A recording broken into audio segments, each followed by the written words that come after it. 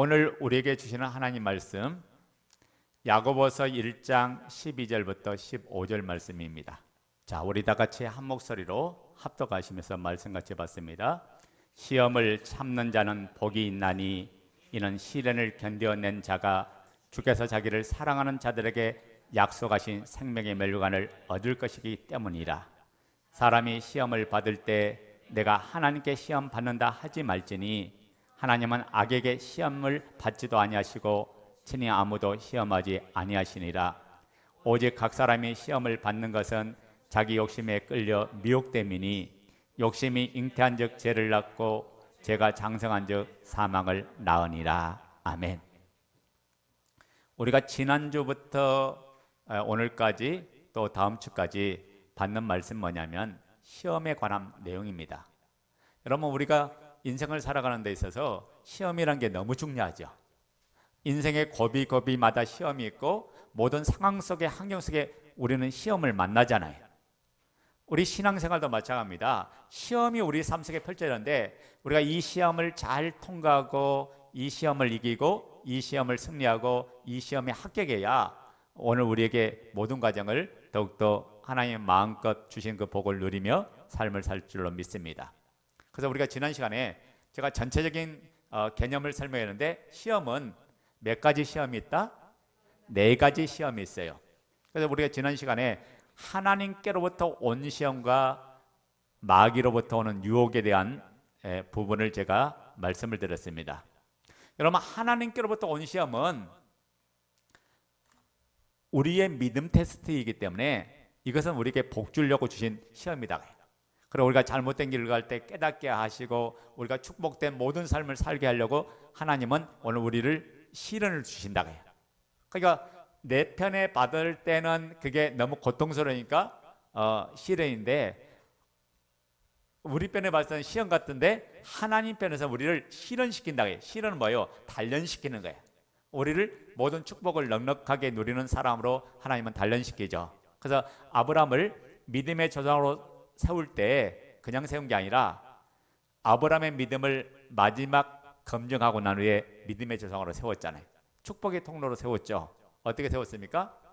아브라함이 진짜 사랑하는 거, 아브라함에게 전부 자기 목숨보다 귀한 그 사랑하는 독자 아들 이삭을 바치는 시험을 했을 때 아브라함은 그 시험에 하나님께서 명령하니까 즉각적으로 아멘하고 순종하면서 믿음의 조상의 반열에 들어가는 믿음의 조상이 되는 놀란 축복을 나타내고 성취하고 이루어간 사람이 된 줄로 믿습니다. 그래서 여러분이 하나님께 주신 시험이라면 그 시험을 다 통과해서 합격해서 여러분의 모든 삶이 더욱더 잘되고 풍성해지고 은혜와 능력으로 누려가는 삶이 되길 바랍니다. 자, 두 번째는 어떤 시험이 있어요? 마귀로부터 오는 시험인데 이 시험은 유혹이다가요. 오르락임 넘어지게 하고 죄를 짓게 하고 실패하게 하고 그리고 우리를 죽이고 멸망시키는 것이 마귀의 역사잖아요. 그래서 이 악한 영 마귀가 주는 시험에는 우리가 싸워서 이겨야 된다. 그래서 항상 인자 앞에서도 깨어 있어야 이 악한 영 마귀를 이기고 그 다음에 이 영적인 분별력을 가질 수 있는 거죠. 그래서 마귀가 어떤 사람을 집어삼키는가 4가지 측면에서 제가 새벽에 말씀을 드렸는데 여러분이 다시 말씀을 좀 상기해 보면 좋을 것 같아요. 자, 오늘은 사람들과의 관계 속에서 있는 시험도 있는가 하면 사람들과 관계 속에 오는 시험은요 어떻게 되냐면 참아야 이기는 거예요. 여러분, 그 속에서 참지 못하면 결국에는 폭발하고 폭발한 것이 결국에는 뭐냐면 자기가 올무속에 들어가고 오히려 마귀가 펼쳐놓은 그 함정에 들어가면서 자기 인생이 다운되는 거거든요. 자, 오늘은 이제 4번째, 이제 제가 3가지 이야기했죠. 4번째 이제 내게서 오는 시험. 그래서 이제 다음 주에는 사람들과 관계 속에서 오는 시험에 대한 부분을 좀 더 구체로 이야기할 거고 오늘은 내게서 오는 이 시험에 대한 부분을 제가 좀 다루려고 합니다. 자, 우리 이제 저를 보세요. 시험이 왜 올까요? 이 질문은 너무나 중요합니다. 무엇 때문에 내가 시험을 당하고 있는지 혹 시험이 어느 길로 오는지 알아야 영적으로 대처하는 지혜가 생긴다고요. 이게 시험을 잘 분별해야 돼. 이 시험의 실체를 모르면 내가 끌려다니고 사로잡히고 이끌려다니면서 다 뺏기고 있으면서도 깨닫지 못하게 되는 거죠. 자, 오늘 야고보서 1장 14절에 보면 내게서 오는 시험의 실체가 정확하게 나옵니다. 자, 다 같이 읽어요. 시작. 오직 각 사람이 시험을 받는 것은 자기 욕심에 끌려 미혹됨이니. 자, 야고보 기자가 뭐라고 하니까 시험의 근본 원인, 내게서 오는 시험은 어디서 왔다고요? 자기 욕심 때문에, 자기 자신이라고 하잖아. 그러니까 시험 들었다 할 때는 내가 시험을 지금 만든 거예요. 아멘 됩니까? 오직 각 사람이 시험을 받는 것은 자기 욕심에 끌려서 시험을 받는 거다. 여기 시험도 그냥 시험이 아니라 하나님께서 사용할 때는 시험이고, 이제 마귀와 관계 속에서 일어나는 모든 것들은 유혹으로 번역이 됩니다. 이게 다시 말하면 미혹당한 거야. 여러분, 사람이 죄의 유혹을 받는 것은 욕심이라는 유혹에 미끼에 걸렸기 때문에 유혹을 받는다고요. 여기 보면 자기 욕심에 끌려, 이게 내게서 나오는 그 욕심에 끌려서 시험을 당하고 미혹을 당한다고 얘기하잖아요. 그러니까 여러분, 시험을 당할 때 승리하는 사람을 딱 보면 절대 하나님 탓하지 않아, 원망하지 않아요, 불평하지 않아요. 시험을 당할 때는 뭐냐면 무릎을 꿇어야 돼. 그래서 야고보서에 보면 너희 중에 기뻐하는 자가 있느냐? 저는 찬송할 것이요. 너희 중에 고난당한 자가 있느냐? 저희는 뭐할 거다? 기도할 것이요. 하나님께서 인생의 두 날을 주셨는데, 전도서도 7장에 동일한 말씀이 나오잖아요. 우리의 인생에 잘 나갈 때는 기뻐하고 즐거워하면서 하나님의 은혜를 마음껏 누리지만은 내 인생에 브레이크가 걸릴 때, 내 인생에 여러 가지 사건이 만나고 문제가 생길 때는 그 앞에 무릎 꿇고 기도해야 우리가 하나님의 지혜를 얻을 수 있다고요. 그러니까 시험을 만났을 때 불평하고 원망한다면 이 모든 것이 자기 마음 깊은 곳에서 끌어오르는 욕심이 죄의 유혹으로 이끌고 갈 뿐이에요. 이 모든 게 어디 나와요? 옛사람의 습성이 나오고 유혹에 썩어질 구습에서 나온 거잖아요. 이게 중요한 것은 욕심은 항상 있는데 이 욕심에 반응하면 대상에 의해서 고삐 풀린 망아지처럼 쉽게 끌려갑니다. 그래서 뭐 돈에 대한 욕심이 생기면 돈밖에 보이지 않아. 여자에 대한 욕심이 생기면 여자밖에 보이지 않아. 이게 대상에 대해 끌려갈 수밖에 없죠. 권력에 대한 욕심이 생기면 권력밖에 보이지 않은 거예요. 그때부터 뭐냐면 그 대상이 올무가 돼서 나를 가둬버리고 내 모든 환경을 묶어버리는 거죠. 여러분, 물론 우리가 좋은 일에도 욕심을 가져야죠. 그래서 우리가 선한 욕심을 갖는 것은 필요해요. 그런데 이런 모든 욕심이 원인이 세상이 아니에요. 눈앞에 보이는 것이 원인이 아니다가요. 환경이 아니에요. 원인은 바로 뭐냐? 나 자신으로부터 비롯된 것이라고 지금 이야기해요. 그러니까 시험은 어디서부터 시작된 거다? 내 마음에서부터 비롯됐다는 사실이에요. 여러분, 마귀가 드러내고 시험을 준다고 하면 쉽게 우리가 정체를 발견하고 이길 건데, 나로부터 오는 시험은 이 분별을 못하니까 그냥 한 방에 끌려가고 당하고 있으면서 깨닫지 못하고 거기에 끌려가고 마는 거죠. 물론 우리가 욕심 부리지 않고 묵묵히 감당해도 어려움 당할 수 있어요. 그런데 그래도 자신을 살피면서 내가 영적으로 혹시 부족해서 이런 시험을 당하고 있지 않나 자신을 돌아보고 기도하며 살필 때 이게 우리가 그 시험의 정체를 발견할 수 있다고요. 이것이 바로 하나님 앞에서 시험을 대하는 자세고 태도예요. 그러니까 우리가 믿음의 태도를 보면 하나님이 기뻐할 사람인가 아닌가 금방 알 수 있다고요. 여러분, 우리가 이 코로나가 여러 가지 우리의 교회의 여러 가지 현상에 모일 수 없는 여러 가지도 되지만은 코로나의 긍정적인 점이 뭔지 아세요? 우리의 믿음의 실체를 정확하게 드러나게 만들어. 우리의 믿음의 실체를. 그러니까 이 코로나를 통해서 내가 지금 믿음으로 반응하는가 아니면 보여주는 상황에 반응한가, 이걸 정확하게 보게 하고 알게 해준다고 해요. 근데 대부분 사람들이 어떤 환경을 만날 때 나는 잘못이 없다고 생각하면 뭐가 있나요? 필연적으로 따라오는 게 뭐냐? 원망의 자리로 나가요. 근데 원망하는 것이 망하는 지름길이야. 이스라엘 백성이 길 때문에 어려움 당하고 물 때문에 어려움 당하고 여러 가지 또 홍해 바다가 가로막혀서 원망하고 여러 가지 사건 때문에 원망이 일어날 때 결국 그들은 뭐냐? 광야에서 몽땅 죽고 말았잖아요.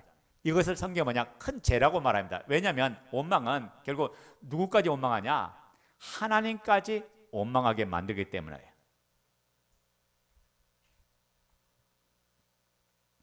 우리가 창세기 2장에 보면 하나님께서 아담이 혼자 독처하는 모습을 보기 좋지 않아서 하나님께서 아담을 잠들게 한 후에 누구를 만들었어요? 아담의 갈비뼈에서 하하를 만들어줬죠. 하하가 일어나서 하는 말이 너는 내 뼈 중에 뼈요 내 살 중에 살이로다. 너무 이 하하를 보면서 아담이 행복해했다고 해요. 그런데 창세기 3장에서 보니까 어떤 역사입니까? 선악과를 먹고 난 후에 아담과 하하가 어떤 반응을 했어요? 이 여자가 선악과를 따먹겠습니다 라고 하더니 나중에는 뭐냐? 하나님께서 주신 이 여자로 말미암아 내가 선악과를 먹고 말았습니다. 그 이야기하는 거예요. 자, 원망이 여자에게만 끝난 게 아니라 원망이 점점 커지더니 결국은 누구까지 연결돼요? 하나님께까지 연결되더라고요.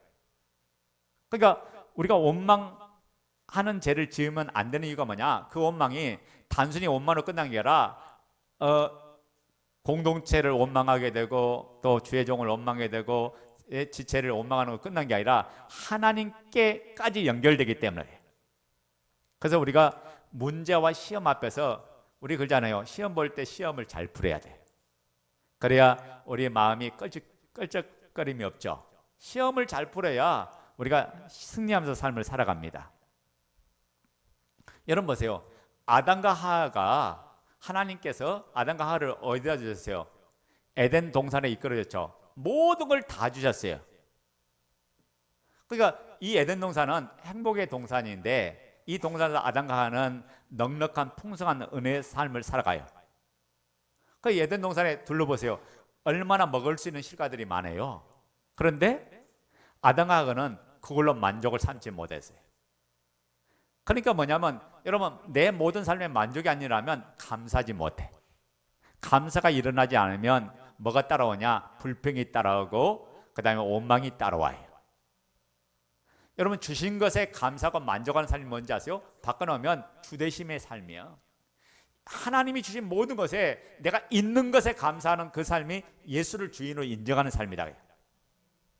근데 모든 일에 하나님을 생각하지 못하고 내 입장에서 보고 내 생각에서 보고 내 관점에서 생각하니까 여전히 이건 뭐예요? 내가 주인 된 삶이죠. 그러니까 뭐예요? 실패의 길로 가고 원망의 길로 가다가 결국에는 망하는 길로 갈 수밖에 없죠. 그러니까 여러분 보세요. 우리가 예수님을 주인으로 믿지 않으면 자유하지 못하고 세상을 치고 나갈 수 없다고 해요. 그러니까 모든 삶 속에 이분이 주인을 할 때 자유해요. 어제 제가 결혼식장에 갔다 오면서 저기 초대교회 우리 강 목사님 차를 타고 왔는데 입술로는 모든 사람들이 예수를 주인으로 하지만은 다 자기들이 주인이라. 우리가 정확히 하나님 앞에 내가 주인인지 하나님이 주인이신지 이 실체가 드러나지 않으면 모든 기준 관점이 뭐냐? 내 관점, 내 입장에서 모든 걸 풀어가요. 이게 뭐냐? 내 욕심에서 일어난 거예요. 이게. 아멘 됩니까? 자 보세요. 아담과 하와를 보세요. 자기 입장과 자기 관점을 보니까 마귀의 말에 금방 유혹을 받아서 뭐라고 말합니까? 선악과를 바라보니까 선악과에 대한 욕심이 생기잖아요. 그래서 보암직스럽고 그 다음에 먹은질스럽고 지혜롭게 할 만큼 탐스러운 선악과로 딱 바뀌어버려요.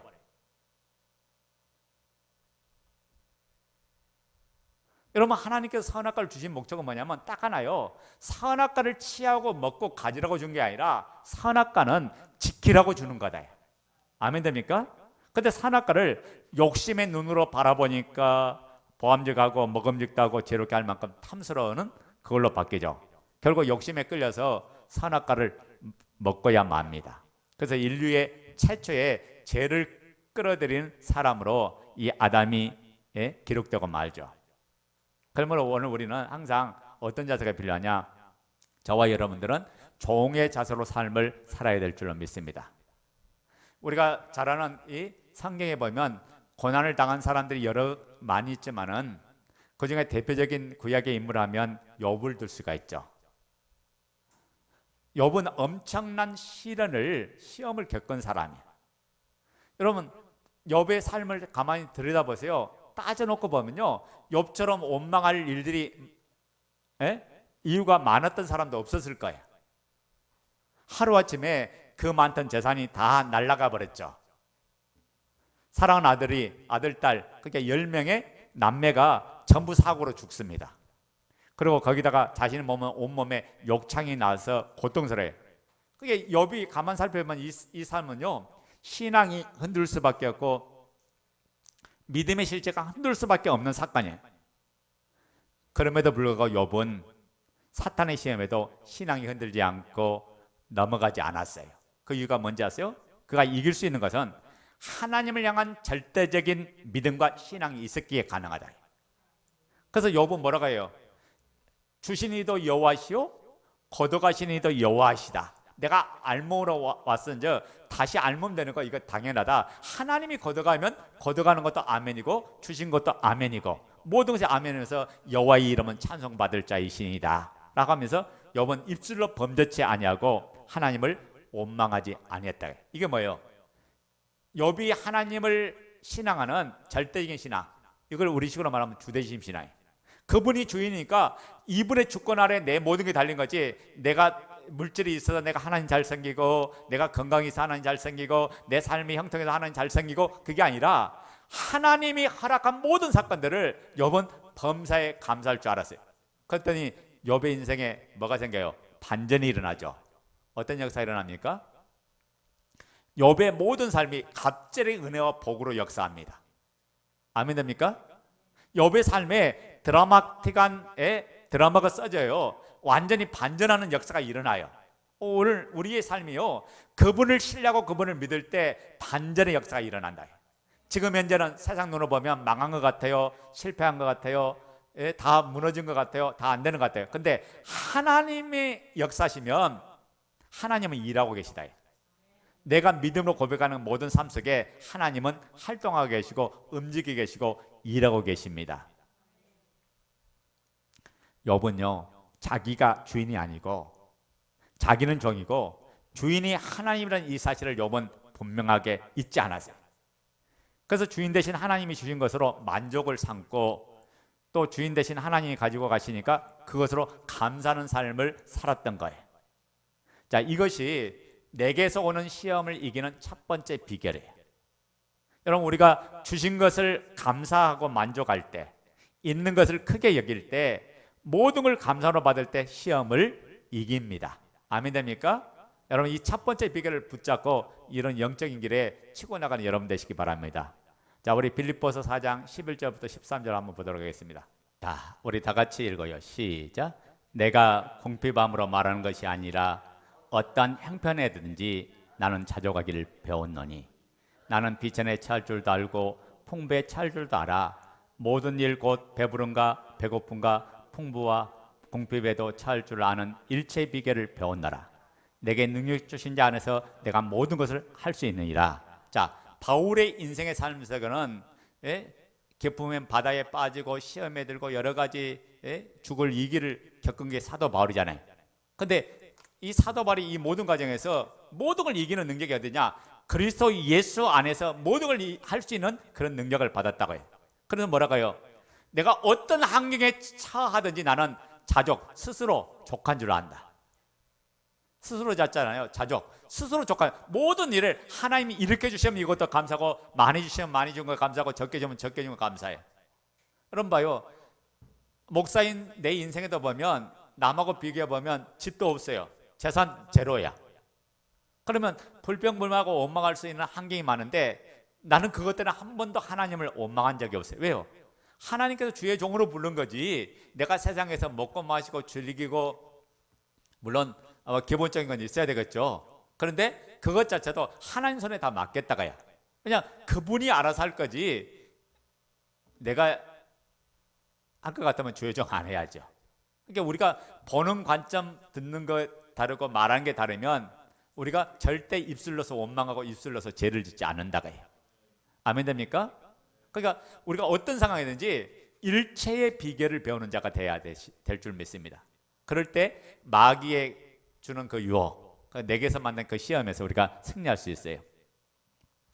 제가 탈무드에 나오는 이야기를 하나 해드릴게요. 어떤 납비에게 사랑하는 두 아들이 있었어요. 근데 하루는 납비가 잠시 외출한 사이에 두 아이가 사고로 죽어버렸어요. 이 납비 아내는 일단 두 아들의 시체를 방 안으로 옮겼습니다. 그리고 나서 남편이 돌아오면 어떻게 이야기할지 너무 고민스러운 거예요. 한참 뒤에 납비가 집으로 돌아왔어요. 그때 이 아내가 남편에게 이렇게 말합니다. 여보, 내가 한 가지 물어볼 것이 있어요. 예전에 어떤 사람이 제게 아주 귀중한 보석 2개를 맡기고 갔습니다. 근데 오늘 느닷없이 저를 찾아와서 맡겨놓은 보석 달라고 하는데 이럴 때 제가 어떻게 하면 좋겠어요? 라고 하니까 납비가 뭐라고 말해요? 여보 무슨 말이요? 주인이 달라고 하면 당장 줘야지. 어서 돌려주도록 하세요. 그제야 이 납비 아내가요, 이 납비를 들고 두 아들의 시체가 있는 곳으로 갑니다.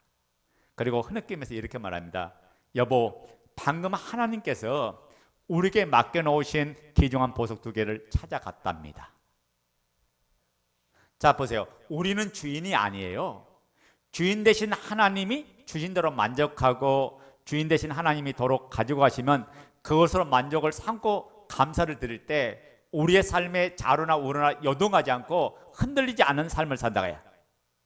여러분 우리의 마음에 욕심이었으면 시험에 빠지지 않아요. 결국 뭐냐면 그 욕심 때문에 미혹을 받아 시험에 넘어가는 거야. 그래서 분별을 우리가 잘해야 됩니다. 자 보세요. 야고보서 1장 15절 보자고요. 야고보서 1장 15절.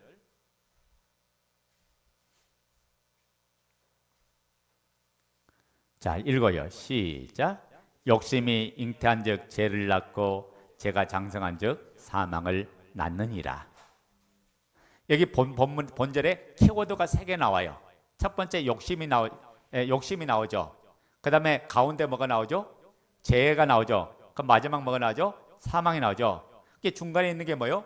죄가 나오잖아요. 시작은 욕심인데 그 욕심이 죄를 짓게 하고 그 결과가 뭘로 나온다? 사망으로 나타난다. 아멘입니까?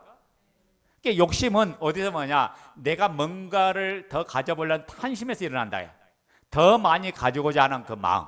그게 현재 것에 만족하지 못하고 내가 더 큰 것에 대한 욕심에 대한 이 마음, 이게 분수에 넘치도록 더 가져보겠다는 그 마음. 다른 표현으로 말하면 한계를 모르는 그 소유욕에서 나오는 거예요. 이 탐심이 있는 사람은 하나님의 뜻을 절대로 이룰 수가 없어요. 이 탐심이 마음에서 떠나지 않으면 지난 일도 괘씸하게 생각되어서 용서가 안 되고요. 그리고 그러다 보니까 현재도 마음이 편하지 못하고 무엇보다도 미래에 일어날 일까지 예상하면서 미리 불편하고 미리 행복하지 못하는, 다 탐심 때문에 그래요. 그러니까 자기 스스로 교회를 하다가 시험 드는 건 뭐냐면 내 안에 자기가 원하는 그 기준을 가지고 있다 보니까 그게 채우지 않으면 그 채우지 않은 것 때문에 결국에는 그 욕심 때문에 결국 자기 스스로 시험에 빠지는 이 함정에 들어가죠. 어제 우리 지원이가 전화가 왔어요. 그것도 밤 11시나 돼서 전화가 온 것 같은데 뭐라고 이야기하냐면 자기가 이제 레스토랑에, 한식 레스토랑에 취직하고자 원하는데 거기 가만 보니까, 전체로 보니까 자기에게 도움이 많이 되겠다는 거예요. 2-3년 근무하면 거기서 많은 것들을 얻어갈 수 있다는 거예요. 근데 실무 면접을 봤는데 어제 갑자기 전화가 와가지고 회식이 있는데 좀 참여를 좀 해라. 근데 이제 하나의 문제점은 뭐냐면 바로 그거죠. 그 전부터 대두된 게 뭐냐면 요리사는 여러 가지 맛 테스트를 해야 되잖아요. 그러다 보니까 거기도 와인을 많이 취급한 것 같아요. 와인을. 근데 와인을 이제 먹어야 된다. 한마디로 그거예요. 와인을 먹어야 되는데, 그러니까 이제 그 문제 때문에 이제 우리 지원이가 저한테 전화하길래, 그러면 내가 즐기기 위해서 와인은 먹으면 안 되고 내가 음식을 테스트하기 위해서 맛을 보기 위해서 그런 것들을 위해서는 그 맛을 볼 수 있다. 제가 이제 그런 결론을 내려줬어요. 근데 이제 그 이야기를 잘 한 것 같아요. 그랬더니 거기 그 담당 셰프가 그런 이야기 한 것 같아. 뭐라고 하냐면, 성경에 봐도 예수님이 첫 번째 기적행한 건 뭐냐? 가나의 혼인잔치지 않냐? 포도주 만들어줬지 않냐? 그러면서 그러면 이건 도대체 뭐냐? 그런데 가나의 혼인잔치는 어떤 거냐면 성경에 그 포도주라고 표시할 때 두 단어가 있습니다. 하나는 세콜이라는 단어가 있고, 사콜이라는 단어가 있고, 하나는 야인이라는 단어가 있어요. 이게 무슨 말이냐면, 하나의 단어는 독주를 이야기하는 거고 하나의 단어는 즙을 이야기해요. 포도즙을 이야기해요. 이해됩니까? 근데 지금 요한복음 2장에 나온 것은 독주가 아니라 포도즙이에요. 무슨 말이냐면 중동 지방은 물이 좋지가 않아요. 그러니까 이들은 그렇게 음료 대용으로 마셨거든요. 근데 그런 것들을 이제 모르니까 이제 그런 내용을 눈에 보이는 문자만 보고 포도주 먹지 않았냐? 와인이 포도주잖아. 포도주 먹지 않았냐? 그러면서 왜 이걸 못 먹냐? 이제 그런 내용인데, 자 보세요. 우리가 그러면서 그 셰프가 뭐 이야기하면 회식 자리에서 먹어야 된다고요. 왜 먹어야 되는 이유를 제가 들어봤더니 그거더라고요. 포도주를 한 잔씩, 와인을 한 잔씩 먹으면 뭐냐면 아이디어가 생각난대.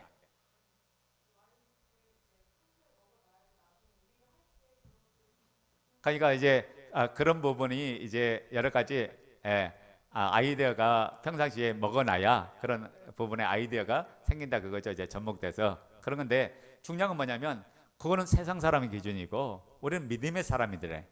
믿음의 사람은 성경 뭐라고요? 너희는 세상의 소금이와 세상의 빛이라는데, 우리가 세상 방법으로 살 것 같으면 하나님 믿는 사람이나 안 믿는 사람 구별이 어디 있어요? 그죠?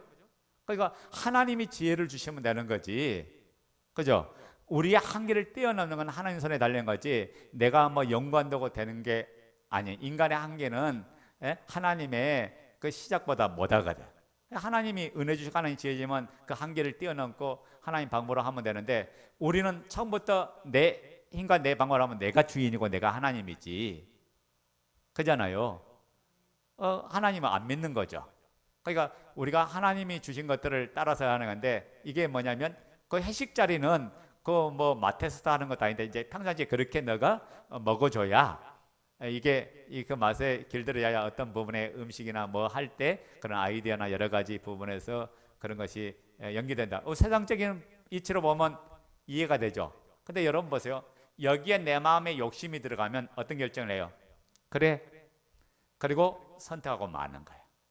근데 욕심은 우리가 이 부분에 이게 마귀의 유혹인지 아니면 이것이 내 안에서 오는 욕심이지, 따져보면 내게서 오는 욕심도 마귀하고 연관되어 있다. 아멘 됩니까? 근데 뒤집어 놓고 보면 하나님 편을 봤을 때는 뭐라 그래요? 내가 지금 믿음 테스트 받는 기간이다. 그러니까 우리가 시험을 받는데, 우리 쪽에서 하나님 편에서는 시험 보지만은 하나님 편에 봐서는 우리를 실현시키는 게, 우리를 단련시키는 기간이다. 그걸 통해서 믿음으로 반응하고 믿음으로 행동하고 믿음으로 나가는지 안 하는지 이걸 하나님 보신다고요. 그래서 우리가 믿음의 선한 싸움을 싸워야 될 줄로 믿습니다. 그래서 여러분, 우리 공동체가 영적인 싸움에서 승리해야, 욕심을 이겨야 영적인 싸움에서 승리할 수 있다. 그러니까 악한 영 마귀는 우리에게 없는 것에 집중하도록 만들어요. 그래서 나 돈 없어, 나 백 없어, 나 실력 없어, 나 건강 없어, 나 이 모든 게 없는 것만 자꾸 쳐다보게 하는 게 마귀. 그래서 뭐냐면 비교하게 만들고, 비교하면 어떻게 해요? 갑자기 열등감에 빠지게 되고, 그리고 감옥이라는 그 환경에 딱 갇혀버려야 되잖아요. 그러니까 가둬버려. 근데 우리는 예수 그리스도 안에서 모든 걸 할 수 있는 자가 되었다가, 그분 안에서 내 모든 것이 결정되는 거지 내가 가진 힘 때문에 결정되는 게 아니다가요. 그래서 우리가 이걸 깨달으면 내가 가졌다고 교만할 필요도 없고 못 가졌다고 비굴할 필요도 없다고요. 그래서 예수 그리스도를 주로 모시면 주님과 그 누림이 주는 그 천국을 모든 삶을 살기에 날마다 모든 삶에 이기는 역사가 일어날 줄로 믿습니다. 승리가 어디서부터 온다? 죽기로부터 오는 거예요. 자, 오늘 야고보서 1장 15절 다시 한번 보도록 하겠습니다. 야고보서 1장 15절 시작. 욕심이 잉태한 즉 죄를 낳고 죄가 장성한 즉 사망을 낳느니라. 여기 잉태하다는 표현과 낳는다는 표현이 있죠. 이건 다분히 성적 의미를 함축하고 있어요. 다시 말하면 욕심이 죄를 잉태하여 출산하고 죄가 더 커나가서 사망을 낳는 여성 이미지를 지금 대표하고 있다가 해요. 그 내용이 내포하고 있어요. 그러니까 욕심이 세상의 온갖 대상들, 물질, 향락, 권력, 인기 등 음란한 결합을 이룰 때 필연적으로 죄라는 덩어리의 사생활을 낳게 된다 그 말이에요. 그 다음에 악한 이 욕심에 애아들인 이 죄는 점점 자라서 마침내 절정에 이르게 되면 사망이란 최후의 원수를 낳게 된다 그 말이에요. 이게 자 보세요. 욕심이 죄를 가져오고 죄가 결국에는 자라서 사망, 죽음을 가져온다가 해요. 그러니까 욕심이나 이 죄를 가만 살펴보면 이게 욕심이 잉태했다, 죄가 장성했다, 이 두 가지 표현을 가만 살펴보면 전부 다 생명체의 속성을 가지고 있음을 보여줘요. 이 속성은 좋은 의미가 아니라 나쁜 의미를 이야기하죠. 그래서 우리가 욕심에 중독되어 가지가지 죄악을 낳게 되면 자기도 모르는 사이에 죄의 굴레에 갇혀서 점점 헤어나오지 못하는 수렁에 빠지고 말죠. 자 보세요. 우리가 어떤 일에 욕심이 딱 생기면 그때부터 거기밖에 안 보여. 다른 일이 안 보여. 그걸 이뤄내려고 거기에 모든 정열을 쏟고 모든 걸 쏟죠. 그런데 이 죄 아래 끌려가는 거다.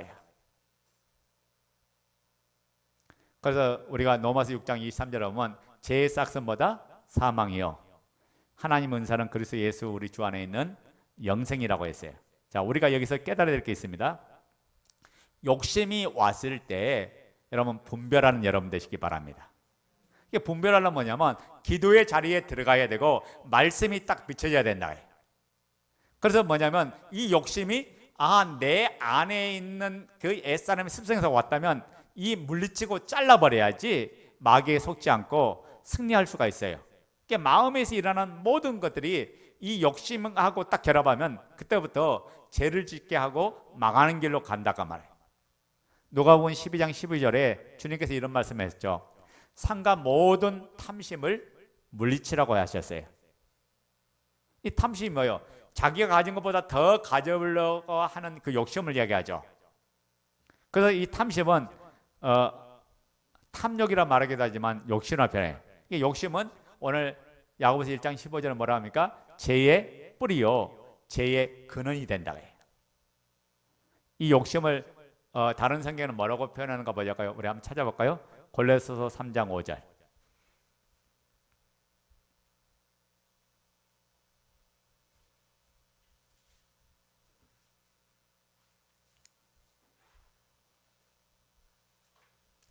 골로새서 3장 5절. 자, 읽어요. 시작. 그러므로 땅에 있는 지체를 죽이라. 곧 음란과 부정과 사욕과 악한 정욕과 탐심이니 탐심은 우상 숭배니라. 아멘. 욕심의 결론은 뭐다고요? 우상 숭배라고 했어요. 그 이유는 탐심을 가진 사람들은 하나님보다 더 사랑하는 무엇이 있게 되는데 그게 바로 우상 숭배이기 때문에 그래요. 자 보세요. 내가 욕심을 가지면 뭔가를 얻으려는 돈에 대한 욕심을 가지면 그때부터 하나님이 안 보여. 하나님의 자리에 뭐가 올라가요? 욕심이 올라가서 거기를 위해서 얻기 위해서 내가 몸부림치고 거기에 모든 걸 투자하잖아요. 그러니까 이 욕심이 내 안에 자리 잡으면 영성도 죽어버리고 기도도 찬송도 말씀도 내 안에 열매를 맺을 수 없다가 해요. 아멘 됩니까? 그래서 에베소 5장 5절에 그런 말 있죠. 너희도 정녕 이것을 알거니와 음행하는 자나 더러운 자나 탐하는 자나 곧 우상숭배자는 다 그리스도와 하나님 나라에서 기업을 얻지 못하리라. 그러니까 이 땅에서도 우리가 그 욕심 때문에 이 탐심이 내 안에 작용한 것 때문에 천국을 누리지 못하지만 영원한 나라를 얻지 못한다는 말씀이다. 그러니까 하나님보다 우선되는 그 모든 것은 전부 다 우상숭배다가 해요. 그러니까 우리는 그러잖아요. 보여지는 우리가 그런 우상은 섬기지 않을지라도 내가 때로는 그 욕심이 하나님 자리에 올라가서, 그리고 내가 바라는 그 꿈이 하나님 자리에 올라가서 하나님이 보이지 않고 그 욕심이 보인다면 그때부터 내가 우상 숭배하는 거 똑같다고요. 그래서 돈을 사랑함이 일만 악의 뿌리가 되고, 돈은 우리 인생에 필요하다고요. 그런데 돈 사랑한다는 자체가 하나님 대신에 하나님보다 그걸 더 사랑하면 결국은 미혹을 받아서 어디에 해야 되냐? 믿음의 길에서 떠나게 돼 있다고요. 그래서 근심으로 자기를 찔러요, 그 모든 것들이. 그렇기 때문에 우리가 유혹에 사로잡히지 않도록 우리가 자기 자신을 늘 경계해야 됩니다. 여러분, 구두 닦기 청년이 찬송을 늘 부르면서 구두 닦는 그 모습을 어느 은행장이 보면서 참 이 사람이 기특하다. 그래서 뭐냐면 자신의 재산을 일부 정리해서 그 청년에게 주었어요. 근데 그 돈을 받고 청년은요, 돈에 대한 부담이 너무나 크기 때문에 불안해서 잠이 오지 않을까. 이걸 도대체 어떻게 할까? 아니, 은행에 맡기면 되지. 예? 어떻게 할까? 이게 집에 놔두자니 도둑이 들어와서 훔쳐갈까 생각되고, 그러다 보니까 어떻게 해요? 그게 고민되니까 뭐가 끄냐? 자기 입술에서 나오는 찬양이 끊어진 거예요. 그래서 이 사람이 어떠냐면 그 돈을 다시 가지고 은행장에 가서 다시 돌려줬대요. 그러면서 이 사람은 내가 주신 것에 만족하면서 하니까 그때부터 찬양이 또 나오더라는 거예요. 자, 그러니까 자, 보세요. 우리의 삶 속에 끊임없는 여러 가지 시련도 있고 여러 가지 어려움이 있는데, 우리가 이제 이 모든 삶 속에서 예수 그리스도를 향한 그 열심 속에서 모든 것들이 이루어져야 됩니다. 자, 그 정리합시다. 내게서 오는 시험은 어디서 온다? 자기 욕심에 미혹되어서 온 시험이다. 따라서 합니다. 내게서 온 시험은 자기 욕심에 끌려서 미혹되어 온 시험이다. 이 시험은 밖으로부터 온 거요, 내 안에서 온 거요? 내 안에서 온 거다. 그러니까 이 시험이 뭐냐? 육신의 정욕과 안목의 정욕과 이생의 자랑을 불러일으킨다.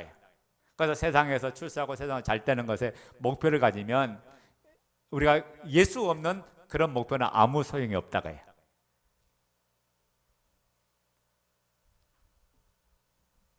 자, 그래서 다시 한번 따라한다. 내게서 온 시험은 하나님이 주신 것이 아니다. 여러분, 내가 시험 들은 것은 하나님이 준 게 아니에요. 내가 시험 받은 거야. 내가 유혹 받은 거야. 자기 스스로 수렁통에 들어가고 그 어둠의 길로 들어간 거죠. 그래서 야고보서 1장 13절 보면 정확하게 답이 나오죠. 야고보서 1장 13절.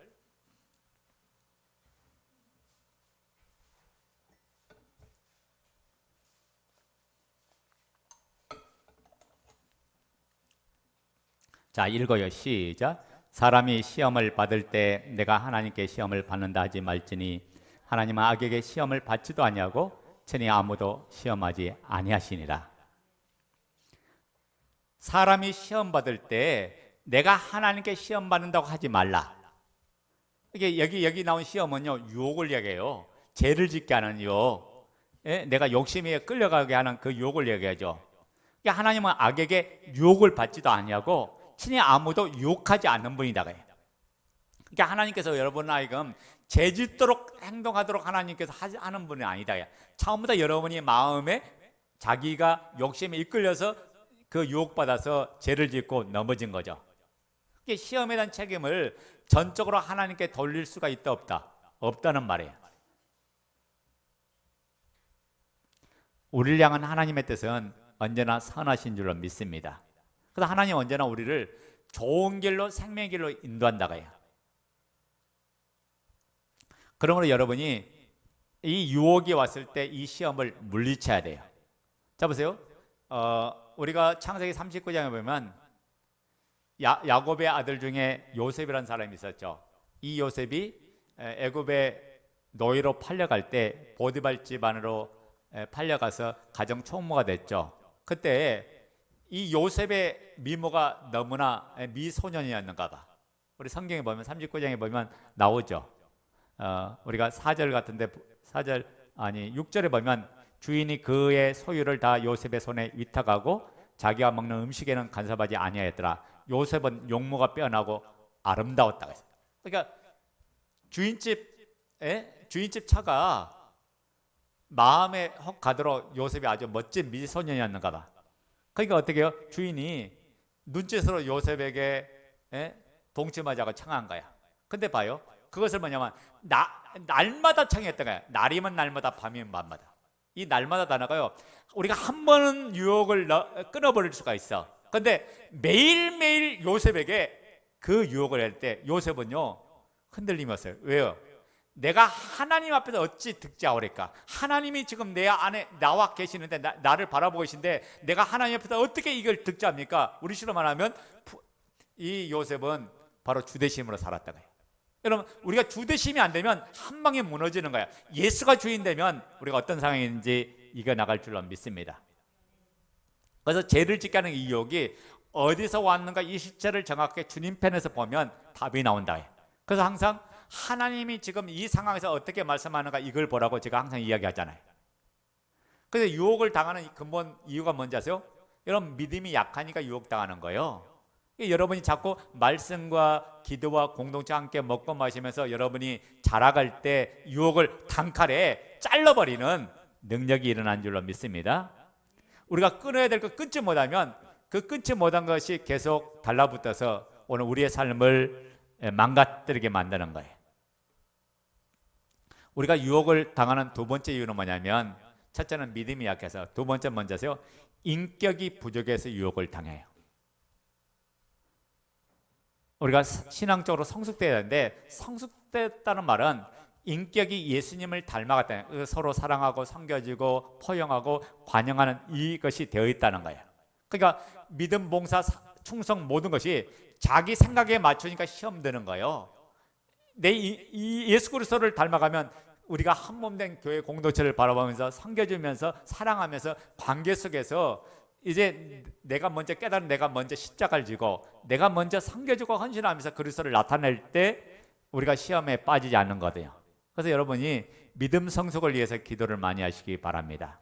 그래서 우리가 왕상 4장 29절처럼 하나님 나에게 넓은 마음을 줘서 모든 걸 포용할 수 있는 그 마음을 달라고 기도했고, 큰 마음을 주시고 그리고 이해하고 용납하고 관용하는 그런 은혜를 달라고, 그리고 그분의 말씀이 내 안에 채워지며 모든 시험을 이기는 역사가 일어날 줄 믿습니다. 세 번째, 욕심 때문에 유혹을 당해요. 죄가 결국 사망에 이르게 하죠. 죄는 죄를 짓는 걸 끝난 게 아니라 반드시 죄는 대가를 수반해요. 내가 그 지은 죄 때문에 어려움을 당하고 고통을 당한다고요. 이게 여러분, 내게서 오는 그 욕심 시험을 잘 이겨서 승리하는 역사가 있기를 바랍니다. 아멘. 우리가 엘리사의 종 게하시가, 나아만 장군이 문둥병 걸려서 엘리사를 찾아왔을 때 나아만이 금은 보물을 싸들고 왔을 때 엘리사는 받지 않았어요. 왜 그렇습니까? 자기가 받아버리면 하나님 영광이 가려지니까. 그러니까 엘리사는 받지 않았는데 엘리사의 종 게하시가 그 욕심 때문에 몇 벌의 옷과 생활 필수품, 그 작은 것 받음으로 말미암아 어떻게 했냐, 그 나아만의 문둥병이 누구한테 갖다 붙어버렸냐, 게하시에게 붙어서 문둥병자가 되고 말았던 거예요. 여러분이 이런 욕심이 죄하고 딱 연결되는 순간 그것이 나를 딱 가둬버리고 내게 붙어서 내 모든 삶을 망가지게 만들어요. 그러니까 우리를 넘어뜨려 오는 이 마귀의 정체를 잘 알고 믿음으로 대적하고 승리하는 역사가 있기를 바랍니다. 자, 그래서 아까 제가 첫 번째 영적 비결을 하나 가르쳐줬죠. 뭐였어요? 에? 크게 이야기해요. 뭐였어요? 뭐라 그러냐? 감사해라. 예. 그 영적 비결이 뭐냐? 이제 정리할게요. 첫째는 뭐냐? 자족하는 생활을 해야 된다. 스스로 족한 줄 알아야 감사가 나오고, 스스로 족한 줄 알아야 모든 거 하나님의 주권을 인정해 드려야 주대심이죠. 이게 주대심을 돼야 모든 부분에 우리가 원망하지 않고 불평하지 않고 범죄치 아니한다. 그러니까 우리는 환경에 좌지우지하는 신앙이 아니라 환경과 상관없이 믿음과 신앙으로 이겨가는 사람이다. 아멘 됩니까? 두 번째 뭐냐? 날마다 예수 그리스도 안에서 나의 옛사람이 죽었음을 선언돼야 된다. 그러니까 우리가 찬양 있잖아요. 나는 옛사람이 아니고 새 피조물이라는 찬양 있잖아요. 그러니까 내가 새 피조물 됐음을, 여러분 제가 내 안에 있는 그 욕심이 올라오거든. 아, 이거는 마귀가 지금 나를 넘어지게 하는 부분이구나, 나한테 유혹을 준 거구나. 그러니까 여러분 이것을 잘라버려야 된다. 그래서 뭐냐면 나의 옛사람이 죽었음을 선포하고 이분 안에 내가 새 피조물인 것을 고백해야 되죠. 그래서 로마서 6장 10절에 보면 그가 죽으심은 죄에 대하여 단번에 죽으시며 그가 살아계심은 하나님께 대하여 살아계심이니 이와 같이 너희도 너희 자신을 죄에 대하여는 죽은 자요 그리스도 예수 안에서 하나님께 대하여 살아있는 자로 여길지어다. 이미 그런 자가 됐다는 것을 지금 이야기하라는 거죠. 이게 여러분이 실제가 안 되면 계속해서 그 욕심 앞에 여러분 무너지고 마는 거예요. 그러니까 그래서 항상 하나님 앞에 펼쳐놓고 여러분이 오는 정체를 정확히 봐야 된다 해요. 그래서 나의 옛사람, 제 옛사람이 죽었음을 정확하게 우리가 정리될 때 제 유혹으로부터 우리가 이길 수가 있고 우리가 승리해 나갈 수 있죠. 그러니까 날마다 사도 바울이 뭐라고 하냐면, 우리 이건 한번 찾아볼까요? 고린도전서 15장 31절.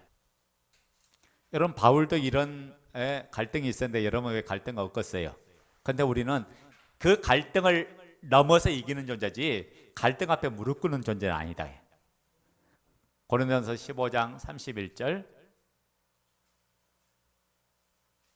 자, 읽어요. 시작. 형제들아, 내가 그리스도 예수 우리 주 안에서 가진 바 너희에 대한 나의 자랑을 두고 단언하노니 나는 날마다 죽노라. 바울은 뭐냐면 자기가 육신적인 계속 살아날 수 있는 환경이 가장 큰 사람이 바울이잖아요. 그러니까 사도 바울은 날마다 자기를 쳐서 복종이고, 나는 날마다 나는 죽고 내 안에 예수님이 사는 거야. 나는 없고 내 안에 그리스도의 생명으로 사는 거야. 날마다 사도 바울은 이 죽었음을 선포하고 고백했다 해. 그래서 갈라디아서 5장 24절에 그런 말하는 거예요. 그리스도 예수의 사람들은 육체와 함께 그 정과 욕 탐심을 십자가에 뭐했다? 못 박았느니라. 십자가에서 이미 끝내버렸다가요. 이미 나는 죽은 존재라고 이야기하는 거예요. 우리 하나 더 찾아보고 마치도록 하겠습니다. 고린도후서 4장 10절 11절.